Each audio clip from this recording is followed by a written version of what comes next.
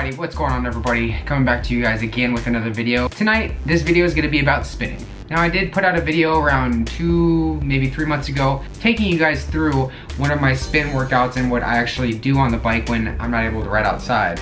The reason why I'm putting this videos out is because I think people get the wrong idea when it comes to spin. They think it's just somebody just on a spin bike, either half-assing it on their phone, doing their pre-lifting cardio, or they think it's a group of old people that are just in some random spin class at some random commercial gym, spinning to some stupid techno music, and that's not at all the case. The whole point of this video is that anybody can spin. I mean, I think spinning is so underrated and I don't think enough people do it.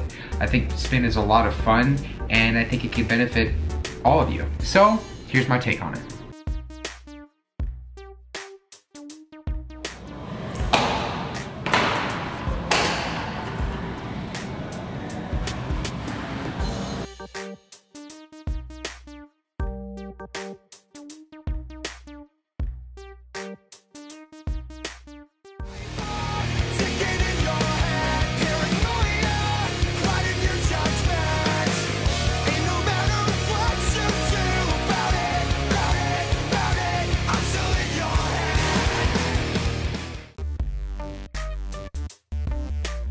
Alrighty guys, so I wanted to talk about this a little bit more in depth, just because I feel like this is obviously the most important part of spinning. Those of you who are training on a program or any sort of routine will actually understand this very, very well.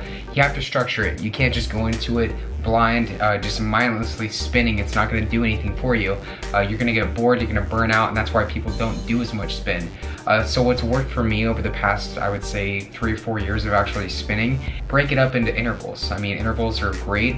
You can also benefit from breaking it down into blocks. So, for example, what I do or started doing recently, I'll start off with a 2-minute warm-up and then I'll actually break it up into 4 or 5-minute segments, and I'll do maybe 3 or 4 or 5 of those, and the intensity will vary. Now what I mean in this sense is actually doing 2 minutes at, let's say, if you just have access to your spin bike that only has RPMs listed, you can use this too.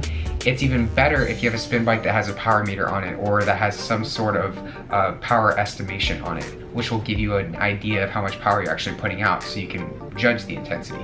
For me, I can actually judge right now intuitively how much power I'm putting out, so I pretty much know where my intensity lays. Like I was saying, I'll do 4 or 5-minute blocks and actually structure them 2 minutes at, let's say, 200 watts to 250 watts. I'll do that for 2 minutes, and then for the next minute, I'll do 300 watts, and then for the last minute, I'll do 350, maybe even 375 watts, and sustain that. The biggest thing to all of this is sustaining that amount of power for those certain durations of time, whether it be a minute, minute and a half, or 2 minutes. After that, you take a 20-30 second break and then go back into the next block, and the next block, and the next block.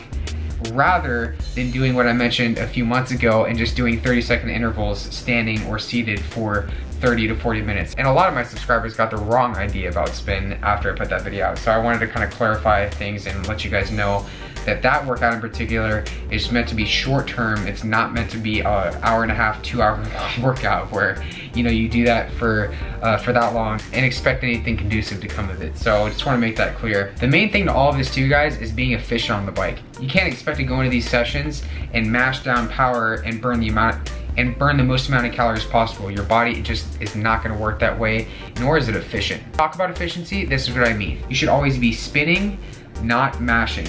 All in all, guys, I think spinning is extremely fun. You have to get the right music, get the right shoes, get the right gear. Try spinning with a friend. I do it by myself. I love it. I like to do it when no one's around. I don't like spin classes, never really have. I just like to make my own workouts and structure it that way. And once you guys kind of get into it and really start fine-tuning things, learning your limits and everything like that, I think you'll love it too. You'll start to develop a preference for your own workouts. You can actually do it before or after you train or lift. Really depends on you. That's what I pretty much wanted to say, guys. Hope you enjoyed the video. If you haven't already, feel free to follow me on my social media, Facebook, Snapchat, Twitter, Instagram. You guys know the drill. Give the video a like, share it if you haven't already, and don't forget to subscribe. I'll see you guys in the next video. Thanks for watching. Go